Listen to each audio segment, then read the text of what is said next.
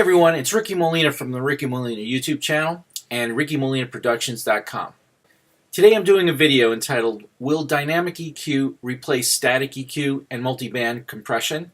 This is a mixing and mastering question that many music producers and composers and songwriters are having to deal with. And quite frankly, I'm not the most experienced mixing and mastering engineer by any stretch of the imagination. I'm more of a composer, songwriter, who wants to produce quality demos. And so basically what I'm trying to get at is how to use the right tools to achieve certain results. So this video is really kind of like a help me type of video that I'm sure many songwriters and composers would like to know as well. And if you can help us out, I'm addressing this particularly to the experienced mixing and mastering engineers out there. And there are a bunch of them, and I've taken many of your courses along with many others out there, but I've noticed that there isn't really that much information about, the differences between dynamic EQ and static EQ, and also the differences between dynamic EQ and multiband compression. So it really takes an experienced mixing mastering engineer to answer this question. And I would just like to ask you if you could do a video yourself, and I will gladly refer links in the description box under this video, as well as on my blog site. I will include links to your videos helping to answer this question for other musicians and composers, as well as beginning and intermediate level mixing and mastering engineers. It's only been like a month or two that FabFilter put out its FabFilter Q3 dynamic EQ plugin. And it's an awesome plugin, and I use the FabFilter Q3 quite a bit myself now, and I'm finding that it can really work wonders in certain circumstances and situations.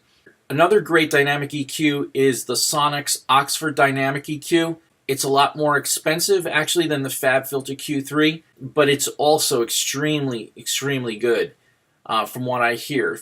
And another well-known dynamic EQ out there is the one that was designed by Waves. It's the Waves F6, and it's also pretty popular. But I think that for the money, pound for pound, the best value is probably to go with the FabFilter Q3, because I think the Sonnox is a little bit overpriced, and FabFilter products are just so well designed, and there is definitely no letdown in this case as well from FabFilter. So I highly recommend the FabFilter Pro-Q3. I'm just wondering exactly how I can use it going forward, and whether I should use it instead of dynamic EQ and instead of multiband compression. So here's a look at the interface for the FabFilter Q3. You'll notice that you have these nodes across the EQ spectrum, much like the FabFilter Q2, the static version, but now you have the ability to turn each node into a dynamic node. So it's really a combination of compression and EQ in one, which has some tremendous and powerful advantages over static EQ and compression on its own, and also multiband compression. I think the forerunner to dynamic EQ was the multiband compression, and FabFilter is also known for its high-quality MB comp, MB, the multiband compression plugin, as well. So the essential questions that I have here is, first, now that dynamic EQ has arrived in a big way via FabFilter Q3, will static EQ become extinct? Some mixers and mastering engineers out there will probably say, hell no, there'll still be a use for static EQ in very specific circumstances, which then raises a question, when would you prefer to use the dynamic EQ to the static EQ? And when would you prefer to use the static EQ to the dynamic EQ? In which circumstances would that be the case? It would be very helpful for us to know when we should be looking at a dynamic EQ versus a static, and vice versa. The same question applies to multiband compression. When would you prefer to use dynamic EQ to multiband compression? Or the other way around. When would you prefer to use multiband compression to dynamic EQ? There are probably specific scenarios where mixing and mastering engineers would prefer one over the other. And I have a feeling it has something to do with one of these scenarios. In some courses that I've taken on mixing and mastering, I've learned that multiband compression has a special place on the mix bus or the master bus. I've also learned that, it really helps to set up high-pass filters on a lot of tracks, a lot of individual tracks.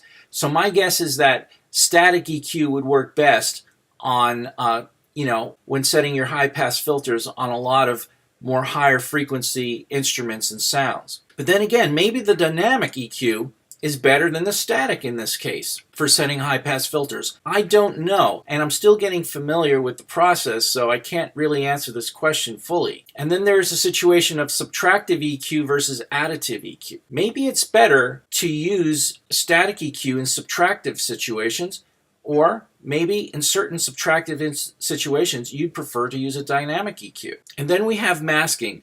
When you have two different instruments or sounds that are competing for the same space on the EQ frequency curve, in that situation, it seems to me that using a dynamic EQ would be preferable to static EQ, because you can really pinpoint the frequencies where you want to take out something and replace it with the other instrument or sound. Then there's the concept of preferring to use dynamic versus static on specific types of instruments or frequencies. Maybe it is better at low frequencies to use a dynamic EQ to a static.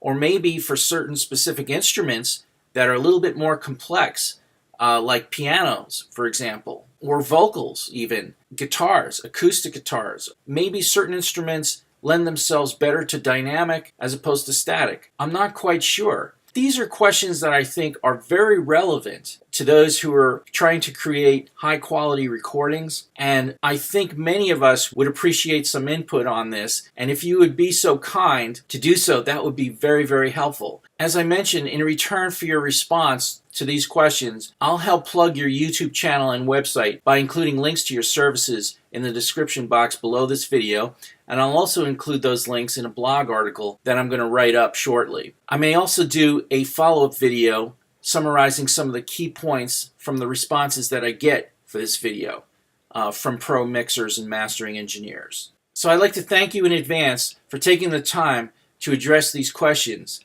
and I really appreciate your feedback and suggestions.